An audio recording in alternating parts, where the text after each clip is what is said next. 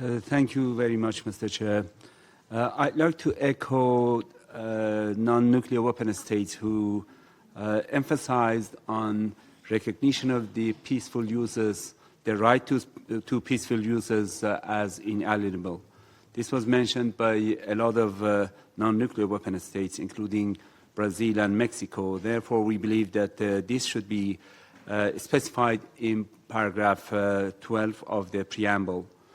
And on paragraph 13, we believe that, as we have expressed before, nothing should restrict their right to peaceful users and participation in international cooperation with regard to peaceful users without any discrimination. This is our proposal with regard to other paragraphs, including 26 and 29. This should be highlighted in those paragraphs as well. On paragraph 13, we believe that the language should be strengthened by using the language of the 2010, and specifically on highlighting the sovereign right of the states parties with regard to national fuel cycle. With regard to, we need a new paragraph after paragraph 23, and it will be 23 bis, to reject the imposition of any UCMs or conducting any attacks against nuclear facilities, as well as assassination of nuclear scientists. This is really needed based on the experience, the bitter experience that we have seen. And with regard to paragraph 25, we believe that the removal of any restrictions should be done in all its aspects.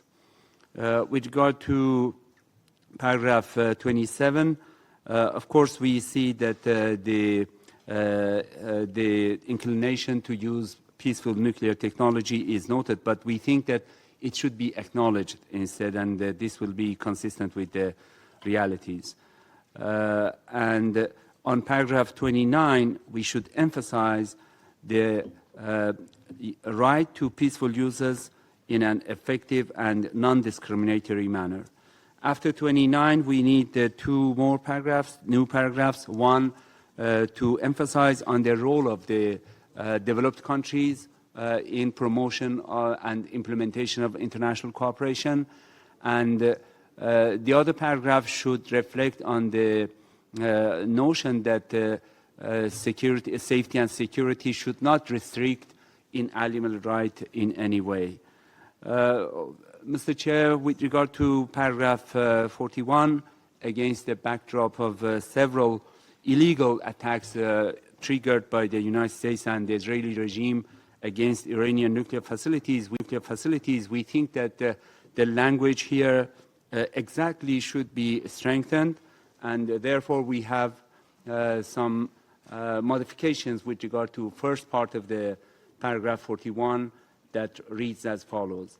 The conference underlines the importance of full compliance with and reaffirms the existing norms of international law on the inviolability of peaceful nuclear activities, according to which any armed attack against peaceful nuclear facilities, operational or under construction, is absolutely prohibited, is a serious material breach of international law, constitutes an act of aggression, and entails the international responsibility of the aggressor, including for seizing such acts, making full reparation and compensation, as well as for providing appropriate assurances of its non-repetition in the future.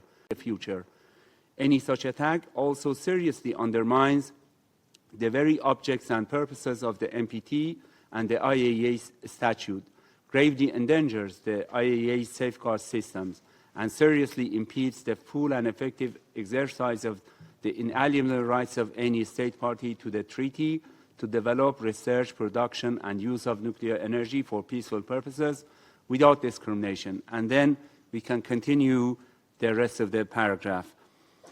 We believe that on paragraph 42, because of the reference to unnegotiated documents, it should be deleted.